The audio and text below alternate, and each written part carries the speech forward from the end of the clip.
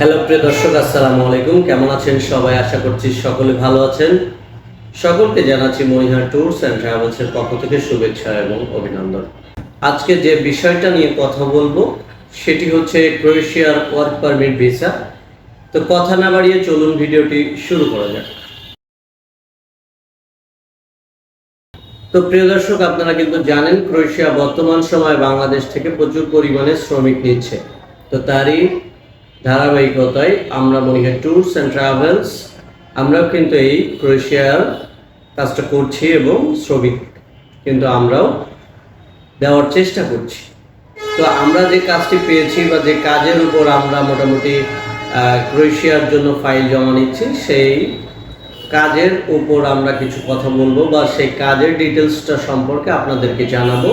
সেজন্যই মোটামুটি আজকে এই ভিডিওটিতে আসা।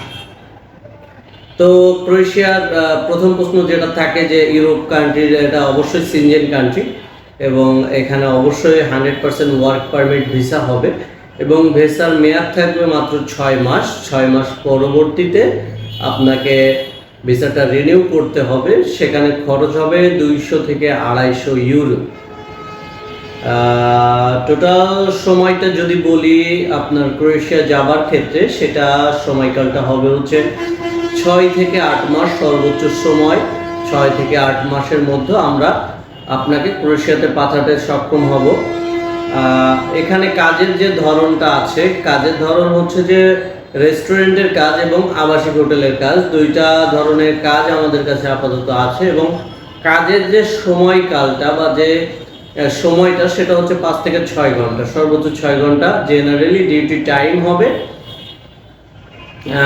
এর পরবর্তীতে যে প্রশ্নগুলো আসে যে আসলে ডকুমেন্টস কি কি লাগবে, তো সেক্ষেত্রে পাসপোর্ট, এনআইডি কার্ডের কপি এবং ইউরোপীয় যে ছবির সাইজটা আছে, সেই ছবির যে সাইজটা আছে 35:45, সেই সাইজের ছবি লাগবে হোয়াইট ব্যাকগ্রাউন্ডে।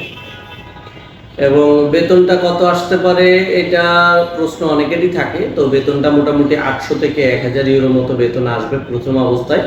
এবং ডিউটি টাইম কিন্তু আগেই বলেছি 5 থেকে 6 ঘন্টা। ওভার টাইমের সুযোগ অবশ্যই থাকবে, আপনারা চাইলে ওভার টাইম করতে পারবেন।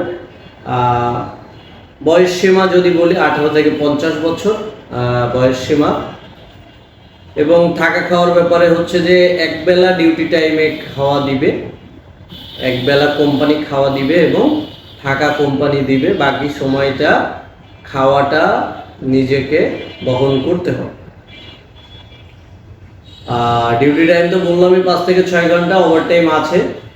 অতিরিক্ত হচ্ছে যে আপনাদের যেটা কাজটা করতে হবে বা অতিরিক্ত যে কাজটা, সেটা হচ্ছে যে আপনাদের কিন্তু ক্রোয়েশিয়ার ক্ষেত্রে ইন্ডিয়াতে এম্বাসি ফেস করতে হবে।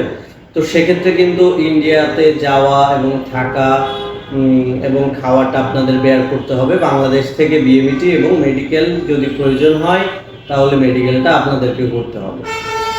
টোটাল প্রসেসিং টাইম 6 থেকে 8 মাস। আমরা আশা করছি 6 মাসের ফ্লাইট হয়ে যাবে, কিন্তু অতিরিক্ত আরও 2 মাস সময় নেওয়া হচ্ছে, কারণ ইন্ডিয়াতে এম্বাসি বেস করতে হবে এই জন্য। তো সব মিলায়ে ক্রোয়েশিয়াতে খরচ হবে আপনার 15.5 লক্ষ টাকা। আমি আবারও বলছি 15.5 লক্ষ টাকা।